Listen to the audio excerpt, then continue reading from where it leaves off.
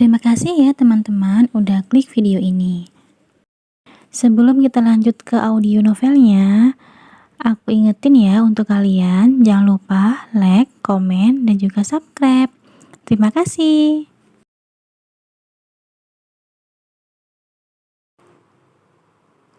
Mungkin ada yang bertanya-tanya, bagaimana hidupku selepas dari hari itu? Aku hidup seperti biasa, namun hidupku sudah tidak sama lagi. Hatiku terasa hampa dan merana. Bila sepi datang melanda, yang kulakukan hanyalah menangis dan menangis. Penyesalan memang selalu datang terlambat. Sosok Alex begitu melekat di hatiku.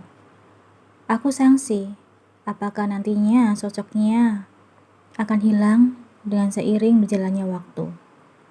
Aku sungguh tidak tahu tentang hal itu.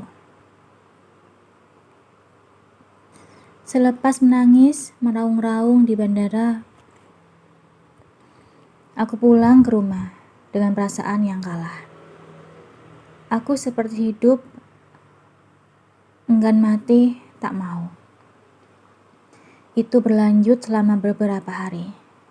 Aku seolah-olah menjadi cangkang yang kosong. Hatiku begitu hampa dan merana. Aku menjadi lupa dengan tujuan hidupku. Aku baru sadar, Alex begitu membawa pengaruh besar. Aku baru sadar bahwa perasaanku terhadapnya begitu besar. Aku menyesal karena tidak memberitahunya mengenai perasaanku. Sekarang, semua sudah terlambat. Menyesal pun sudah percuma. Alex sudah bahagia bersama Diana. Beberapa hari kemudian, ayah membawaku kembali ke dunia nyata. Beliau mengingatkanku tentang pendaftaran ulang masuk universitas. Tiba-tiba aku kembali memiliki tujuan hidup lagi. Alex sudah membantu membayar semua tagihan sekolah. Alex sudah membantuku mendapatkan beasiswa. Alex ingin aku melanjutkan pendidikanku. Aku harus kuliah. Aku tidak boleh mengecewakan Alex dan keluargaku. Ya, aku akan kuliah dengan semangat. Aku akan membuat Alex bangga padaku. Ketika nantinya kita bertemu lagi, aku ingin menjadi sosok yang berbeda dan membanggakan di matanya.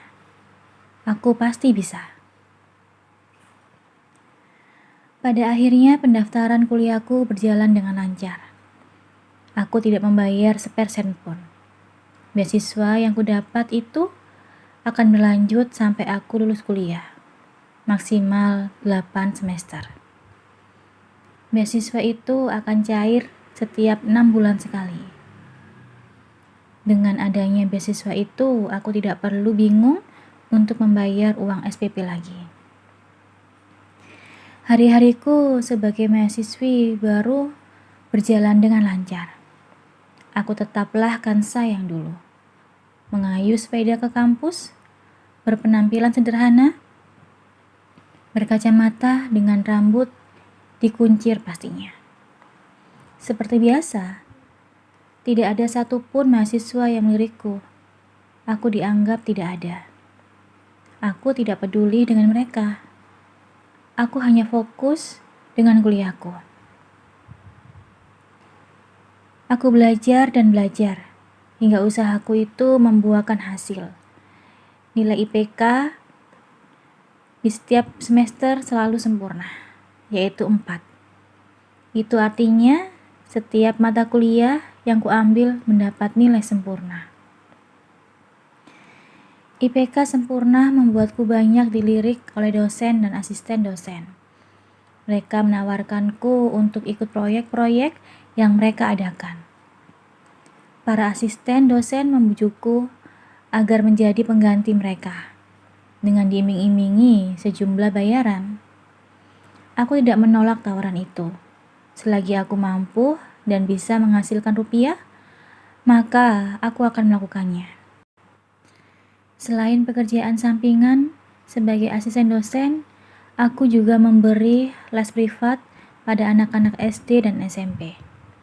Menjadi alumni SMA favorit dan kuliah di universitas negeri membuat orang tua mempercayakan pendidikan anaknya padaku. Setiap hari aku selalu disibukkan dengan kegiatan-kegiatan itu. Pagi sampai sore kuliah dan menjadi asisten dosen. Malamnya aku isi dengan memberi les privat. Kegiatan itu terus berlanjut setiap harinya, membuat badanku lelah, namun juga gembira. Kesibukan itu membuatku sejenak melupakan Alek. Hanya di malam-malam sepi, aku teringat dengannya, bertanya-tanya bagaimana kabarnya. Bila sedang sendiri, aku sering mencari tahu keberadaan Alek melalui sosial media. Aku sudah mencari melalui beberapa keyword, namun aku tidak bisa menemukan Alek. Dia seperti hilang di telan bumi. Keberadaannya benar-benar tidak bisa ditemukan lagi. Pada tahun 2012, aku memiliki ponsel pertamaku, yaitu BB. Ponsel itu ku beli dari hasil kerjaku selama ini. Begitu memiliki ponsel, aku langsung mencari tahu nomor Alek. Namun hasilnya tetap nihil. Mantan teman-teman SMA ku masih memandangku dengan sebelah mata. Mereka tidak memberiku nomor Alek. Mereka juga tidak membiarkanku bergabung dengan grup chat mereka.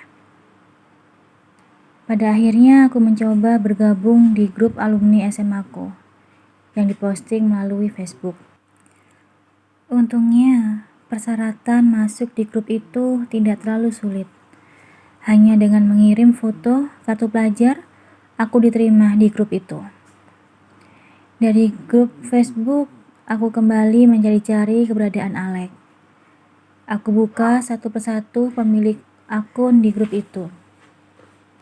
Namun, aku tidak menemukan akun Alek. Yang kutemukan hanya akun milik Diana.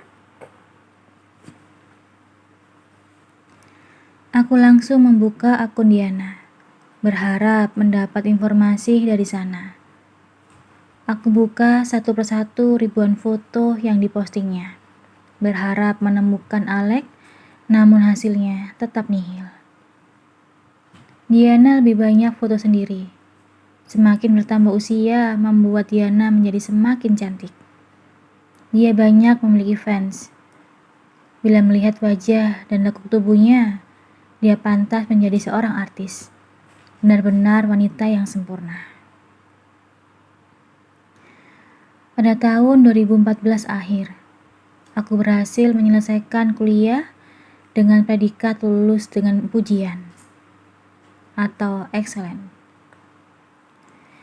Aku menjadi lulusan terbaik di fakultasku dengan nilai IPK 3,98.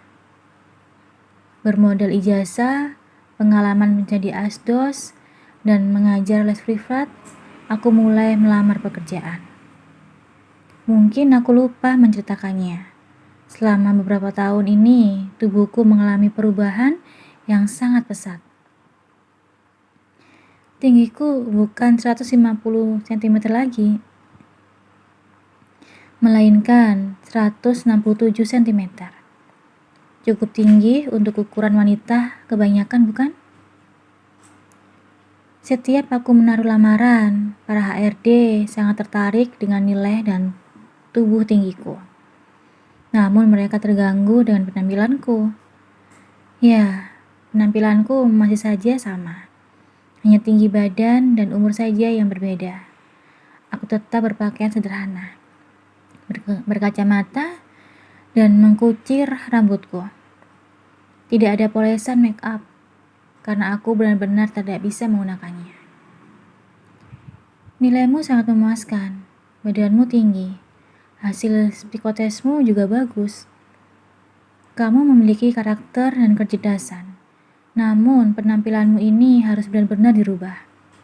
Ibu Sylvia, selaku bagian HRD menatapku dari atas sampai ke bawah. Aku benar-benar pasrah. Setiap aku melamar pekerjaan, yang disinggung selalu saja penampilan. Apa mereka tidak bisa melihat dari nilai dan pengalamanku bekerja saja? Sepertinya di perusahaan ini pun aku tidak akan diterima. Aku menundukkan wajahku dengan putus asa. Apa memang seperti ini? Nasib memiliki wajah pas-pasan. Sulit mendapatkan pekerjaan meskipun nilai memuaskan. Tapi aku lihat kamu ini manis. Kamu bisa dipoles. Tata cara berpakaianmu perlu dirubah. Rambutmu perlu diurai dan kacamatamu harus dilepas. Kamu pasti akan cantik. Bu Sylvia tetap memandangku. Ketika aku memutuskan untuk menerimamu, aku tidak mau tahu. Kacamata itu harus dilepas. Oke? Tapi saya -3, Bu. Sekarang sudah ada softland. Ganti kacamatamu dengan softland. Wawancaranya cukup sampai di sini saja. Kami akan mengumumkan hasilnya 1 minggu lagi. Ada lagi yang mau ditanyakan? Tidak, Bu. Aku keluar dari ruangan itu dengan perasaan berdebar-debar. Semoga saja kali ini hasilnya tidak mengecewakan. Dan benar saja, 1 minggu kemudian aku mendapatkan hasilnya. Aku diterima di salah satu bank swasta terkenal. Aku benar-benar sangat bahagia. Aku langsung menyongsong ayahku di pangkalan angkot dan memberitahu kabar bahagia itu.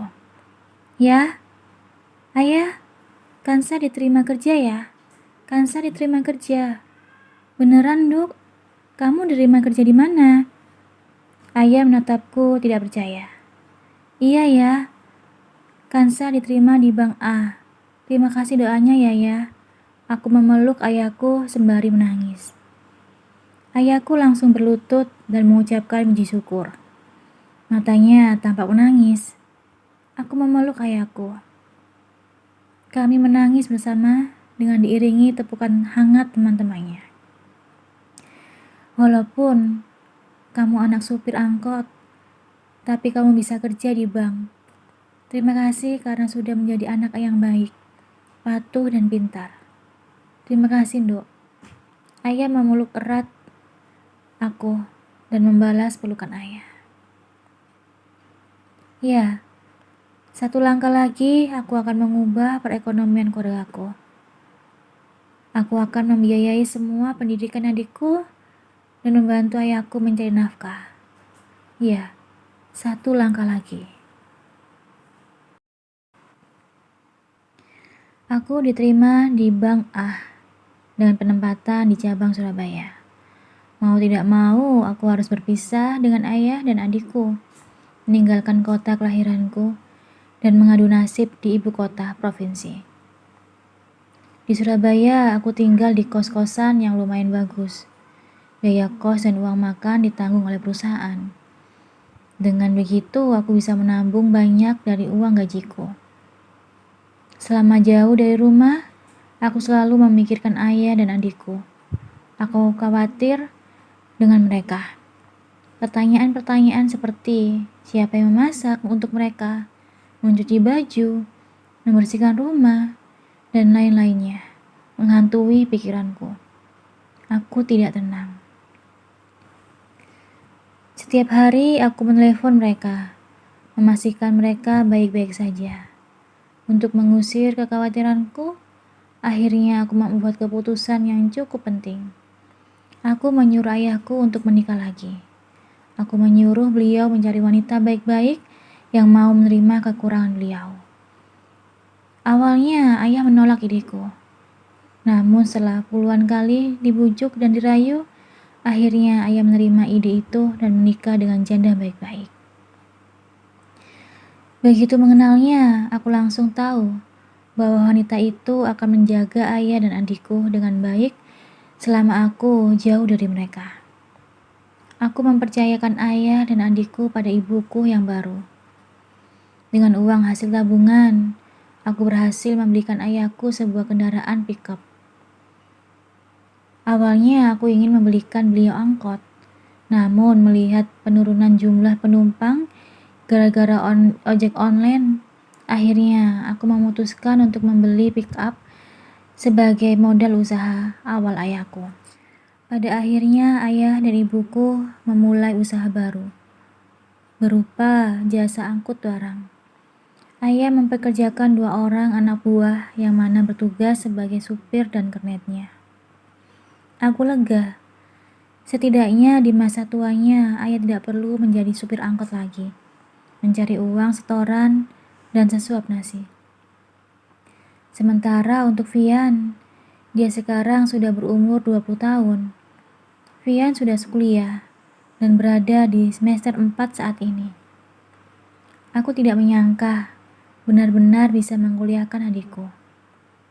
Bila mengingat betapa menyedihkannya kami dahulu, kondisi sekarang benar-benar membuatku menangis karena rasa syukur. Aku sangat bersyukur Tuhan memberi jalan yang baik pada kami melalui bantuan orang-orang baik. Tak terasa sudah 6 tahun aku berkecimpung di dunia perbankan. 2 tahun aku menjadi teller, 2 tahun menjadi customer service, dan 1 tahun aku menjadi HFO, Hand Front Office. Menginjak tahun ke-6, aku dipindah posisi menjadi RMF, Relationship Manager Funding, atau Kepala Marketing DPK, Dana Pihak Ketiga. Brand Manager atau pimpinan cabangku menilai bahwa aku lebih cocok di posisi itu mengingat banyaknya nasabah yang berhasil aku golkan selama menjabat di operasional. Sebenarnya menjadi marketing bukan jiwaku. Aku lebih suka berada di bagian operasional dan melayani nasabah di kantor. Namun, di sisi lain, aku juga tidak bisa menolak permintaan pimpinanku. Selama 6 tahun bekerja, banyak hal yang sudah terjadi. Seperti misalnya, Diana yang sudah menjadi model sekaligus artis terkenal di ibu kota. Diana memakai nama panggung Princess D, nama yang sejak dulu sudah dinobatkan padanya. Aku banyak mengikuti perkembangan kehidupan Diana melalui akun media sosial miliknya. Tujuanku hanya satu, mencari jejak Alex. Namun sekian tahun aku mengikuti akun mensos Diana, aku tidak menemukan jejak Alex sedikit pun. Dalam hati aku bertanya-tanya, apa mereka sudah putus? Kalau memang sudah putus, lalu di mana Alex sekarang? Mengapa akun media sosial saja dia tidak punya? Dari kabar segenting yang aku dengar, Diana dan Alex kuliah di tempat yang sama, yaitu di Universitas Indonesia. Selama kuliah, mereka tetap melanjutkan hubungan mereka. Namun kemudian tidak ada yang tahu kabar mereka selanjutnya. Membicarakan Alex, jujur saja aku masih belum bisa melupakannya. Aku selalu membanding-bandingkan laki-laki yang kutemui dengannya. Seolah-olah tidak ada yang cukup pantas untuk menyamai Alex. Hati dan otakku masih dipenuhi dengan Alex. Bu, ada pacarnya tuh. Sisil menyenggol lenganku, membuyarkan lamunanku. Hah? Apa Zil? Itu pacarnya Bu datang. Itu tuh. Sisil menunjukkan arah dan aku mengikuti arah pandangannya. Dan aku melihatnya. Andre, pacar 2 bulanku. Andre berumur 29 tahun, 2 tahun lebih tua dariku. Andre memiliki tinggi 177 cm, bertubuh ramping, dan berwajah good looking. Di mataku tetap Alek yang paling tampan. Dia menjabat sebagai kepala marketing bagian lending kredit. Sudah 2 bulan kami berpacaran. Dan jangan tanya selama 2 bulan itu kami sudah sampai di tahap mana, apa? Jawabannya nihil. Kita belum mencapai tahap apa-apa. Bahkan sekedar berpegangan tangan pun tidak. Anda merupakan pacar ketigaku selama 6 tahun ini. Dia merupakan pacar yang paling lama. Pacar pertamaku bertahan selama 2 minggu. Sementara pacar keduaku hanya bertahan selama 2 hari. Benar-benar prestasi yang mengagumkan, bukan? Alasan hubungan kami kandas karena mereka menilai aku terlalu membosankan dan kaku. Jangankan dicium, dipegang tangannya saja aku tidak mau. Itu alasan mereka memutuskanku. Andre, aku tidak tahu alasan dia bertahan denganku selama 2 bulan ini. Karena apa? Kami bahkan belum berpegangan tangan. Namun, dia masih tetap bersabar denganku. Ia selalu berkata akan selalu bersabar menantiku siap. Meskipun entah waktunya kapan. Jika ada yang bertanya bagaimana perasaanku pada Andre, jawabannya hampa. Aku tidak memiliki perasaan apa-apa. Aku menerima Andre karena kasihan. Pria itu sudah mendekatiku cukup lama. Aku tidak tega dan menerimanya. Sudah selesai? Andre menghampiriku. Ruang marketing funding berada di lantai 2. Sementara marketing lending di lantai 3. Untuk ruang pimpinan cabang ada di lantai 4. Sedangkan lantai 1 sepenuhnya digunakan untuk layanan nasabah. Andre sering ke ruanganku. Terkadang hal itu membuatku tidak nyaman. Belum, Mas. Ini masih menunggu anak-anak buat di Netland. Aku menunjuk anak buahku yang berjumlah 9 orang. Ruang funding itu memang dihuni oleh 10 orang termasuk aku. Aku menjadi kepala tim mereka. Setiap sore aku memastikan bawahanku membuat pipeline kunjungan kerja agar jelas urutan kerja kita keesokan harinya. Kamu sudah selesai, Mas? Tanyaku sembari melihat jam tangan. Waktu baru menunjukkan pukul 7 malam. Masih terlalu sore bagi kami untuk pulang. Sudah? Hasil tagihan dan pencairan hari ini cukup memuaskan. Aku membiarkan mereka pulang lebih awal. Andre memiliki anak buah berjumlah 14 orang yang terdiri dari tim kolektor, legal, lawan cover dan marketing lending biasa. 2 bagian dari tim kami harus berjalan beriringan agar roda perusahaan tetap berjalan. Andre duduk di sebelahku. Dia menatapku berlama-lama. Dari tatapannya, sepertinya dia suka dan mungkin juga sayang padaku. Tapi entah mengapa tidak ada debaran di hatiku. Aku merasa sangat biasa. Sama halnya seperti aku melihat pria lainnya benar-benar biasa.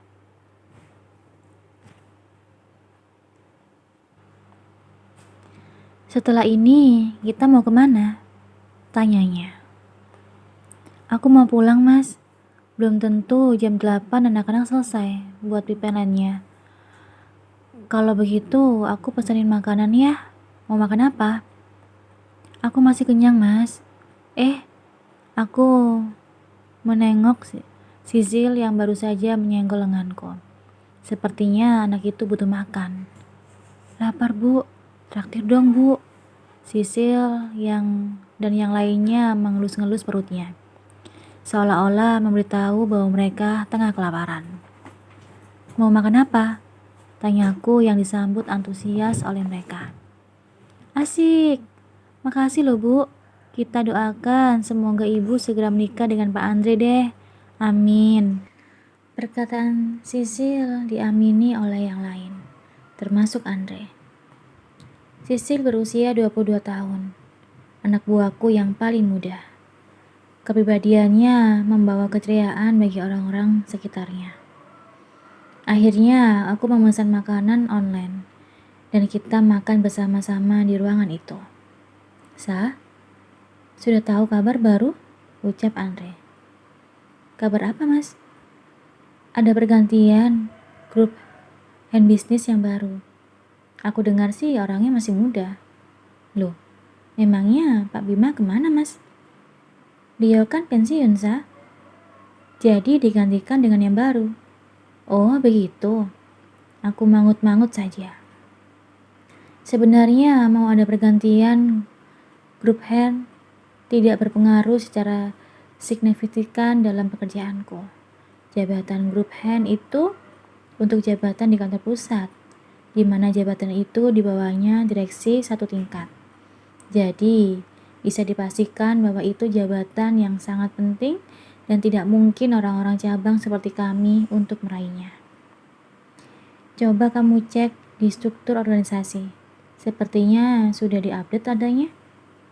Iya, Mas. Aku hanya menjawab ala kadarnya. Dalam pikirku, untuk apa mengecek data jabatan yang jauh? Sangat jauh di atas kita. Toh, tidak memberi pengaruh langsung pada pekerjaan kita, bukan? Itu pikiran awalku, dan aku menyesal telah berpikir demikian. Terima kasih ya udah dengerin audio Eva Family. Dengerin terus ya audio Eva Family di YouTube Eva Family. Sampai jumpa. Bye-bye.